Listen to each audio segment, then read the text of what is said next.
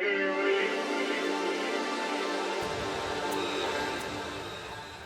going to show you how a real-world adoption of stablecoin payments can look like.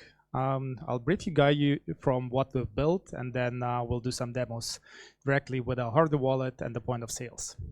So I don't know how many of you are actually into payments or know how traditional payment flows works, but that's how it actually looks like. So without going into the details, you can see that this is a complete mess. You have a lot of intermediaries in between just to settle the amount between person A and merchant B, or just between two persons. The question is, doesn't have to be that way. Do we have to use that much intermediaries in 2021 or 2022, 2023? If thinking about more traditional way to pay in cash, cash is always direct. It's from person A to the merchant, person B, etc. So that was one of our core rationale when we started to build our P2P payment network, right? And if you think about what Bitcoin was about, is actually about P2P electronic cash system, right? So that's a different world that we want to build in, a world when transaction can happen from wallet to wallet without any intermediaries on chain. In order to achieve that, it requires quite a lot. So you need to build wallets for consumers that are easy to use. You need to build wallet for enterprises that will work according to their needs and regulations. You basically need point of sales devices for the merchants, and you need, of course, online payments as well. We started with a hardware wallet that a lot of people know as Ammer cards. So that's a hardware wallet. It looks like a credit card. It feels like a credit card, but it's not a credit card. It's actually a hardware wallet. So it uses NFC and the secure mechanism of a chip to send transactions on the point of sales.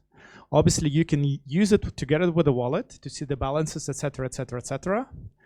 And you can pay with it on the POS device, which can be either a regular POS device that is powered by Android or a smartphone. So actually, you can accept crypto payments on every smartphone. And without not going a lot into the detail, I will now show you how the transaction should look like from a user perspective. So may I have a volunteer to try it out? Let's just see how easy it is for a person who just walked into the... All right, so, okay, here we go. Here's a POS device, right? So let's go, for example, and sell me an orange juice. Is it specific for this card? Yeah, you can also use it with Visa and MasterCard. And now we're going to pay in Cello dollars, for example. You press pay, I just tap, and basically that's it. Wow. Or I pay with Cello euros, I tap, and then I have to enter the card PIN. So now you give me the POS to me. I enter the card PIN, then hold it a bit. And then it signs a transaction generated by the POS device. So it prints a receipt. You can check the receipt. What chain is that? So this was Cello, right? And I paid in Cello Euro, the stablecoin done in Cello. But we are multi-chain, so we can actually settle across Ethereum, Bitcoin, Polygon, Arbitrum, whatever. And yeah, and just in order to check, because like since we're in Web3, don't trust, verify, you can scan the QR code, and then you will see the transaction on chain. You can even check the transaction hash on the receipt. And with some help, I will actually able to show you the transaction real time. Just let me see if we can do that here. Okay, here we go. So this is an explorer of the Cello scan, for example. And so that's the transaction we just did, literally a few seconds ago. So what happened? We also support non-EVM compatible chains as well. Right, so I think we can settle across 15 protocols. And what just happened with what looked like a credit card payment, I basically paid from my wallet, non-custodial one, to the non-custodial wallet of the merchant. right? On-chain without Visa, MasterCard behind, without no banks behind, directly P2P. If you're an Android user, I have another cool feature for you that you could do, and maybe I will need another volunteer. Come over, just. I'll take my Android phone. And then we're gonna play another game of the merchant. So here we go. So this is the POS device, right? And you have several possibilities. You can either just accept whatever, all sorts of coins, and we can also launch custom coins. For example, a stable summit token that we created just for this demo, right? But you can also pay on all sorts of chains that you want to, right? So for example, let's pay in the stable summit tokens, all right? And you just enter the amount, tap pay, and then I take my Android phone, unblock it obviously, just hold it, and sign it with my phone. So I just paid on-chain from my phone, similar to Google, Apple Pay, whatever, right? The future of the past is now. Right? And the thing is, you can actually, because we're on-chain, you can combine it with all sorts of loyalty, rewards, and engagement tools. So for example, every time I pay, I can receive an NFT as a reward. Or I can receive some merchant tokens as a cashback, right? That can I spend with the merchant. Obviously, right? And the same way I can buy tokens or whatever, I can also buy NFTs. So again, if we use the example with the card, and again, we're in this sort of, that's your transaction. You're directly on chain, right?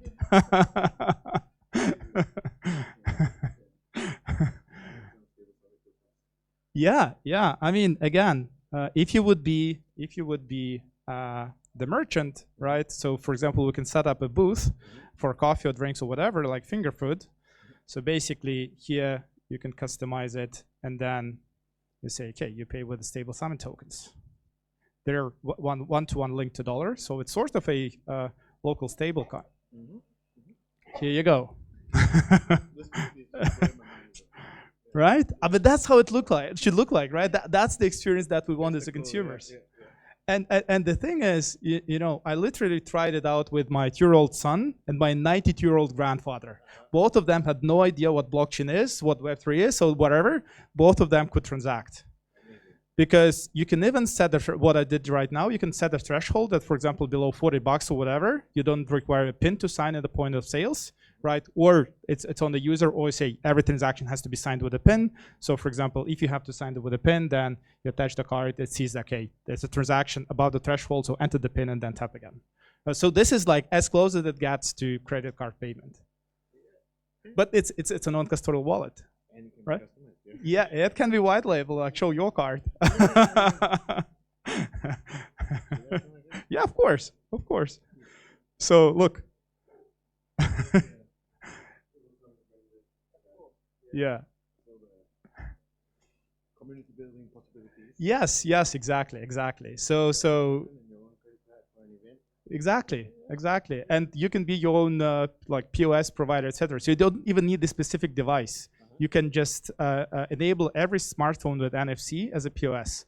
You can accept it on Android. You can accept it on iPhone, etc.